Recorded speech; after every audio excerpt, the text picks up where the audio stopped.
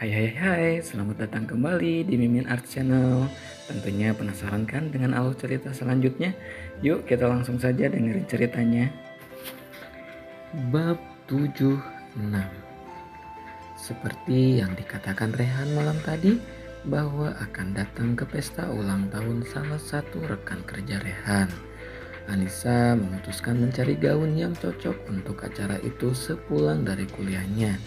Kali ini Anissa tidak ditemenin oleh Cindy tapi ditemenin oleh suaminya.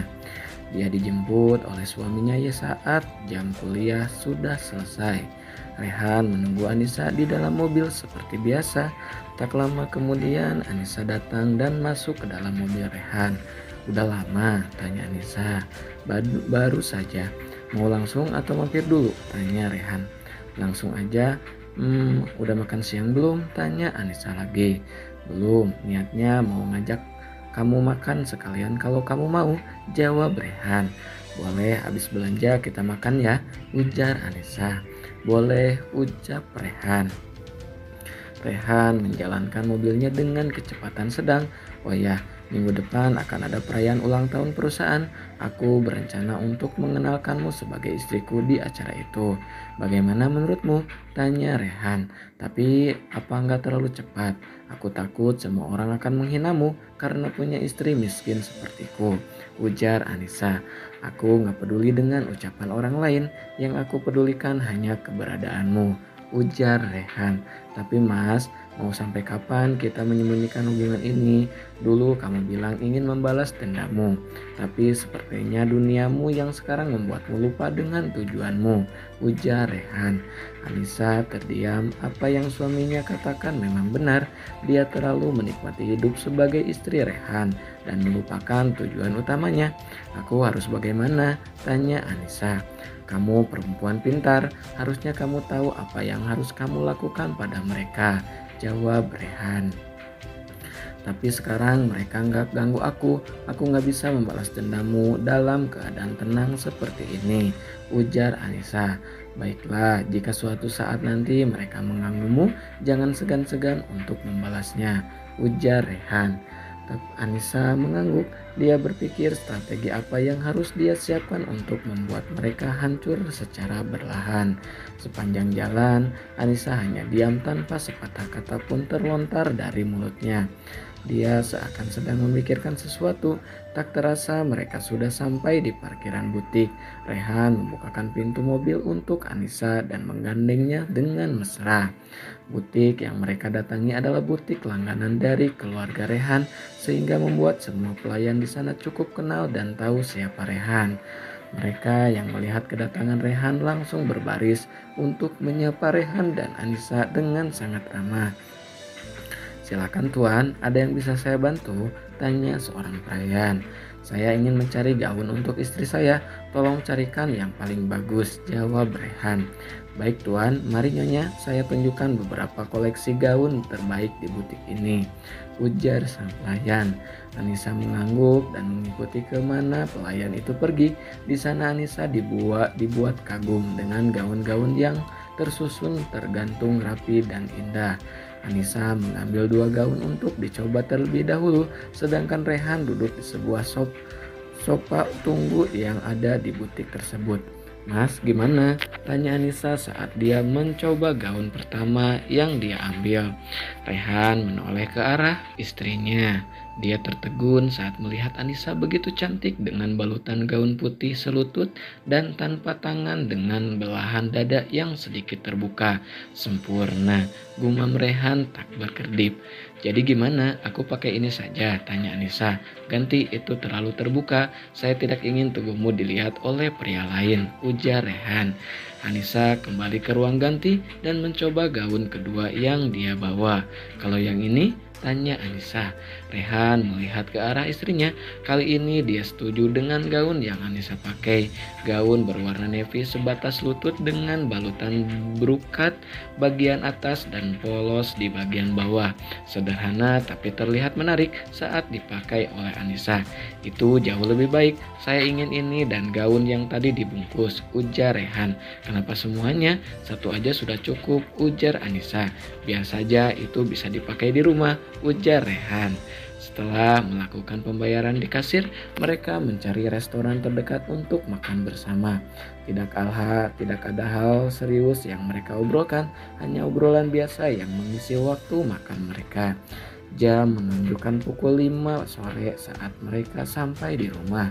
Karena acaranya dimulai pada pukul 7 malam, Anissa langsung bergegas merapikan diri. Setelah mandi, dia menyiapkan jas suaminya, lalu merias diri dengan riasan sederhana dan terlihat natural.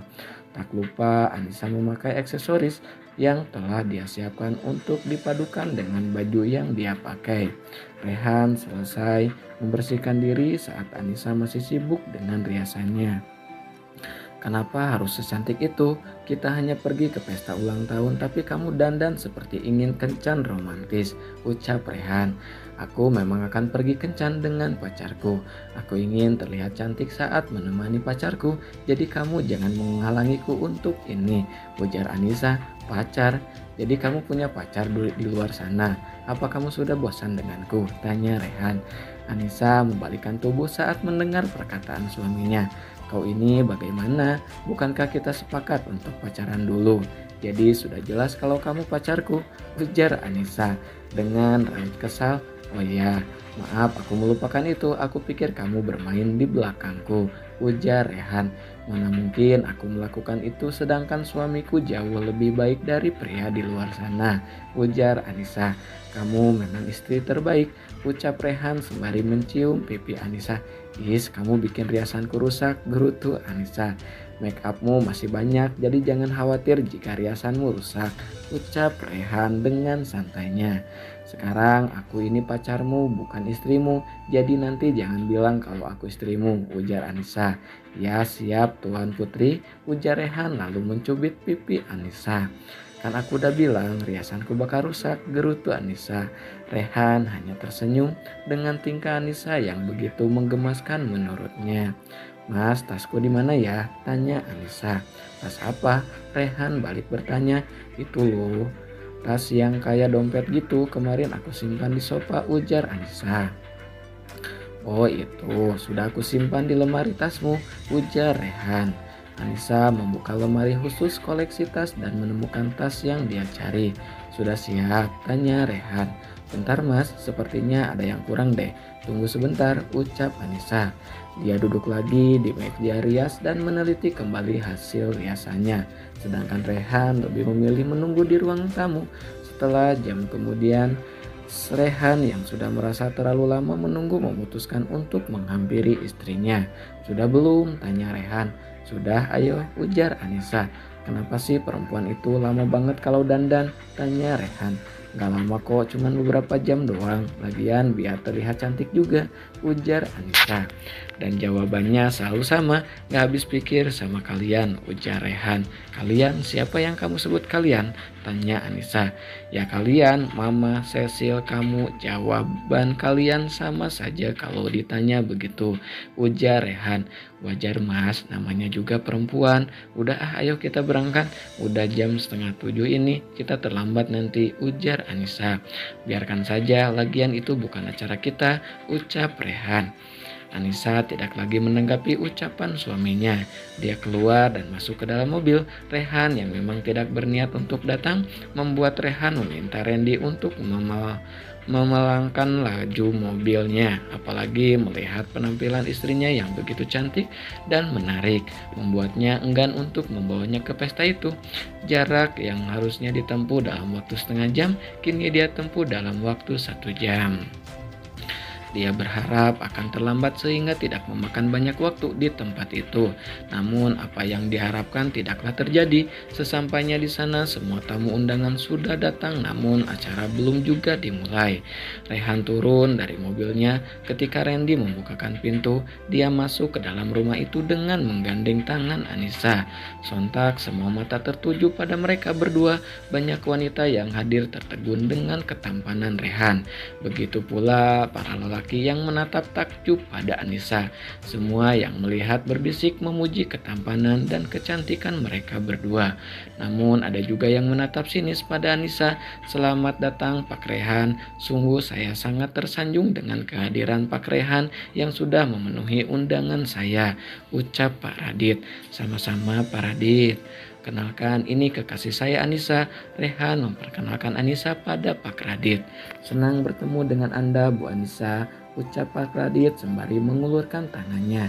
Sama-sama Pak, ucap Anissa yang menerima uluran Pak Radit. Mari ikut saya. Putri saya pasti akan senang kalau bisa bertemu dengan pria tampan seperti Pak Rehan, ujar Radit.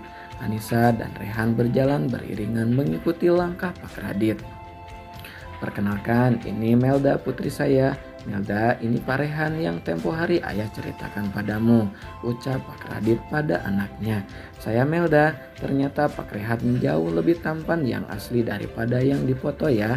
Senang berkenalan dengan Anda, ujar Melda. Terima kasih, ini kekasih saya, Anissa. Rehan, perkenalkan, saya Melda, ujar Melda. Saya Anissa, ucap Anissa. Kita mulai saja acaranya sekarang.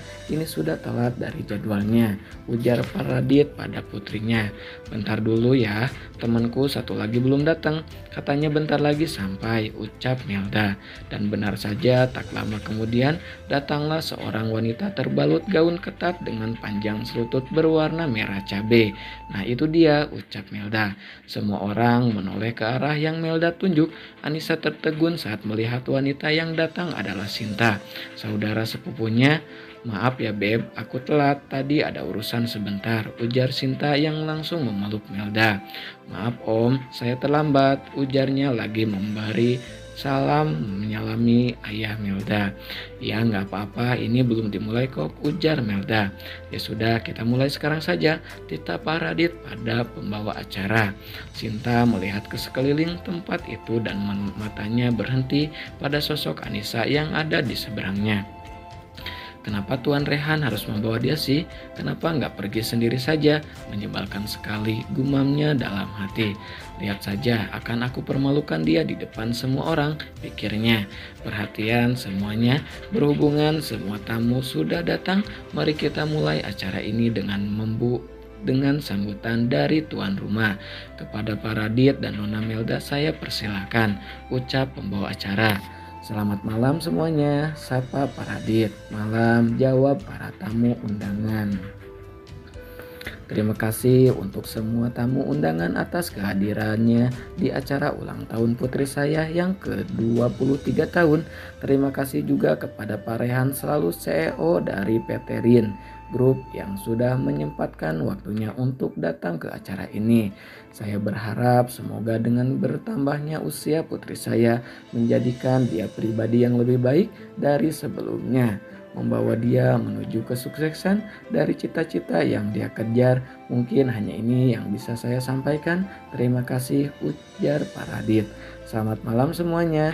Terima kasih untuk teman-teman dan tamu undangan yang sudah hadir dalam acara saya, khususnya untuk Pak Rehan yang telah menyempatkan waktunya. Saya sangat tersanjung dan ini adalah hadiah istimewa bagi saya karena bisa bertemu dan bertatap muka dengan orang nomor satu seperti Pak Rehan. Sekali lagi terima kasih untuk semuanya, ujar Melda.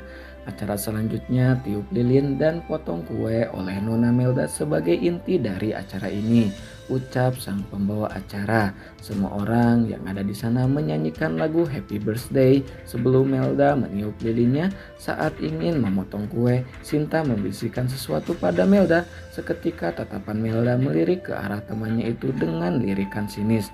Potongan pertama untuk ayah tercinta, ucap Melda sembari memberikan potongan kue itu pada ayahnya. Makasih sayang, ucap sang ayah. Potongan kedua untuk orang istimewa yang hadir di acara ini, ucap Melda. Melda berjalan menghampiri Rehan dan Anissa lalu dia memberikan potongan kue itu pada Rehan. Ini khusus Pak Rehan, ucap Melda. Maaf saya tidak bisa menerimanya, tolak Rehan. Tolong terimalah sebagai tanda terima kasih saya atas kedatangan Pak Rehan di acara saya, Melda memohon. Rehan menatap ke sekelilingnya. Semua orang sedang memandang ke arahnya. Dia tidak ingin menerimanya namun tidak bisa untuk menolaknya. Karena dia tidak ingin Pak Radit merasa malu karena pemberian anaknya ditolak di hadapan semua orang. "Terima saja Mas," bisik Anissa. Akhirnya Rehan pun menerima kue tersebut. Di seberang Sinta merasa kesal karena ekspresi Anissa yang tidak cemburu dengan kejadian itu. Setelah inti dari acara itu selesai, semua tamu yang hadir dipersilakan menyantap hidangan yang ada. Mereka menyantap hidangan sembari berbincang-bincang satu sama lain.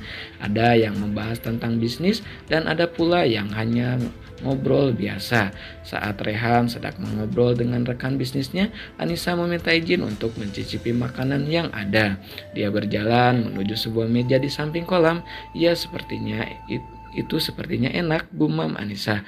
"Wah, nggak nyangka ya, Pak Rehan bisa membawa wanita miskin ke acara seperti ini," ucap Sinta yang menghampiri Anissa. "Sebenarnya Pak Rehan itu nggak cocok sama kamu," ujar Sinta lagi. "Jadi ini wanita yang sudah menggoda pacarmu dulu, tampangnya biasa saja, masih cantikan aku, tapi kok Pak Rehan mau ya sama dia," ucap Melda. "Sepertinya dia pakai pelet biar Pak Rehan tertarik," ucap Sinta.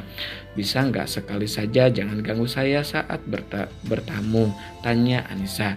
"Gak bisa karena aku gak suka sama kamu. Semua orang harus tahu kalau kamu itu cuman orang miskin yang hanya memanfaatkan kekayaan Pak Rehan saja," ucap Sinta.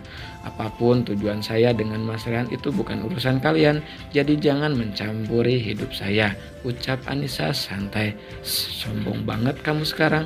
Dengar, kamu itu hanya seorang babu, jadi jangan bersikap sombong hanya karena mendapatkan orang kaya. Bagaimanapun kamu sekarang, kamu tetaplah babu, tidak akan cocok bersanding dengan Pak Rehan yang berkelas itu," ucap Sinta dengan nada penuh penekanan. Beberapa orang yang mendengar ucapan Sinta langsung mengalihkan perhatiannya pada mereka bertiga. Beberapa dari mereka mulai berbisik membicarakan Anissa. "Oh, jadi dia cuman babu. Kok bisa ya Pak Rehan bawa babu ke acara seperti ini?" tanya salah satu tamu pada temannya. "Ya, aku nggak nyangka, cantik sih, tapi kalau babu mah beda kelas lah," bisik yang lainnya. Masih banyak lagi cibiran yang terlontar dari mulut para tamu di sana. Anissa menarik napas panjang. Dia mengontrol emosinya agar tidak terpancing dengan ucapan Sinta dan orang-orang yang mencibirnya. "Memang kenapa kalau saya seorang babu? Setidaknya saya tidak menjual tubuh saya hanya untuk mendapatkan apa yang saya mau," ucap Anissa santai dengan melipat kedua tangannya di dada. "Apa maksudmu?" ucap Sinta. "Ya, saya memang orang miskin, tapi saya tidak pernah menjual tubuh saya hanya untuk terlihat kaya dan berkelas di mata semua orang. Setidaknya saya mendapatkan uang dari orang kaya dengan cara yang baik, bukan dengan memberikan tubuhnya hanya untuk mendapatkan itu semua," ucap Anissa. "Kamu menuduhku pelacur? Keterlaluan kamu," geram Sinta. "Saya tidak merasa menuduh kok, tapi jika kamu merasa begitu berarti itu kenyataan," ucap Anissa. "Jaga bicaramu, Sinta itu wanita berkelas, dia bukan wanita seperti yang kamu tuduhkan," bentak Melda. Bentakan Melda membuat Rehan yang sedang berbincang menoleh ke sumber suara. Dia melihat Sinta dan Melda berada di depan Anissa. Paradit yang ingin menegur anaknya dicegah oleh Rehan agar tidak menghampiri mereka. "Kenapa kamu yang marah? Atau jangan-jangan kalian berdua sama-sama kerja di bidang itu? Atau jangan-jangan temanmu ini sudah membohongimu selama ini?" tanya Anissa. "Dengar, aku ini anak dari keluarga terpandang dan terhormat, jadi jangan pernah kamu menghinaku," ujar Sinta. "Ya, Sinta benar, dan aku juga gak mungkin punya teman yang miskin, jadi jangan memitnah temanku," ujar Melda. "Oh ya, jadi kamu mengaku lahir dari keluarga terpandang. Bukannya papa kamu hanya mandor bangunan yang sekarang sedang menganggur karena dipecat. Mamamu yang hobinya sama sepertimu juga sekarang udah gak bisa ikut arisan sosialita karena udah gak punya uang," ucap Anissa terhenti. Cukup, kamu jangan pernah memfitnah keluargaku dengan cerita bohongmu, bentak Sinta. Saya tidak berbohong karena saya pernah menjadi babu di rumahmu dan hanya dibayar dengan makan 1 kali sehari. Tapi saya sangat beruntung karena saya dipertemukan dengan kekasih saya lebih cepat, sehingga saya tidak menderita lagi di rumah itu, ujar Anissa. Oh ya, satu lagi, bagaimana dengan hutang yang mamamu punya? Apa sudah bisa melunasinya? Tanya Anissa dengan sinis. Emosi Sinta memuncak saat Anissa membeberkan kehidupan yang sebenarnya di depan Melda dan semua orang. Sinta tidak menyangka jika Anissa bisa mengetahui semua tentang dia. Selama ini tidak ada yang tahu tentang kehidupan Sinta yang sebenarnya karena dia tidak pernah menceritakan kepada siapapun. Cukup berani-beraninya kamu membicarakan itu di depan semua orang. Kenapa kamu tetap hidup? Harusnya kamu mati bersama orang tuamu, bentak Sinta. Anissa tertegun dengan ucapan Sinta. Dia tak percaya jika Sinta berbicara kematian itu. Jadi kamu tahu tentang kematian orang tuaku? Tanya Anissa. Wajah Cindy langsung pias saat Anissa menanyakan hal itu. Aku nggak tahu, ucap Sinta. Sinta langsung pergi dari tempat itu untuk menghindari pertanyaan lain dari Anissa. Bodoh banget sih, kenapa harus keceplosan? Kalau sampai mama tahu pasti aku bakal dimarahin habis-habisan, batin Anissa. Anissa melirik sekilas ke arah Melda lalu berjalan menghampiri Rehan. Mas, kita pulang sekarang, ajak Anissa. Ayo, Paradit, saya permisi dulu, pamit Rehan. Selama berjalan pulang, Anissa maupun Rehan sama-sama terdiam dengan pikirannya masing-masing. Nah, segitu dulu ya bab 76-nya. Makasih banyak yang selalu stay tune dan setia. Pokoknya makasih banyak ya. Bye-bye.